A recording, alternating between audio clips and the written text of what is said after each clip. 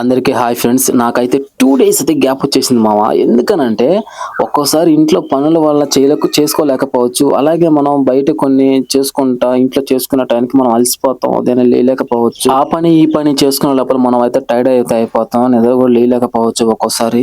So దానికి ఒక రోజైనా 2 రోజులైనా సరే గ్యాప్ వచ్చేస్తది. మనం అయినా కూడా వర్కౌట్‌ని అయితే ఆపకూడదు. మనకి 2 డేస్ 3 డేస్ గ్యాప్ వచ్చిందని మనం అయితే డైట్‌ని అయితే నెగ్లెక్ట్ చేయకూడదు. ఎందుకంటే మెయిన్ డైట్ అన్నమాట. మనం ఎంత కష్టపడుతున్నామో డైట్ కరెక్ట్‌గా తీసుకుంటే దాన్ని బట్టే మనకి రిజల్ట్ ఎక్కువైతే ఉంటుంది. నేనైతే వర్కౌట్ అయితే ఎప్పుడైతే స్టార్ట్ చేశానో బయట ఫుడ్ కూడా తినడం అప్పుడైతే చాలా వరకు అయితే తగ్గించేశాను. చాలా తగ్గించాను. ఈ రాడ్‌తో అయితే నేను 100 తీసాను కౌంట్. ఆగతా తీసాను కానీ గడ్డపారనైతే వదలలేదు. సో 100 అయితే కంప్లీట్ చేసిన. వర్కౌట్ అయిపోగానే చపాతీ తీసుకున్నా. దాంట్లో టమాటా గ్రేవీ వేసుకొని అయితే తినేసినాను. మధ్యాహ్నం అయితే వచ్చేసి చికెన్ రైస్ అయితే తిన్నాను. సో మధ్యాహ్నం రైస్ ఎక్కువ తినడం వల్ల ఈవినింగ్ అయితే నేను గ్లాస్ అయితే మజ్జిగ తాగేసి సో ఈ రోజు డే అయితే కంప్లీట్ అయితే చేసేసాను.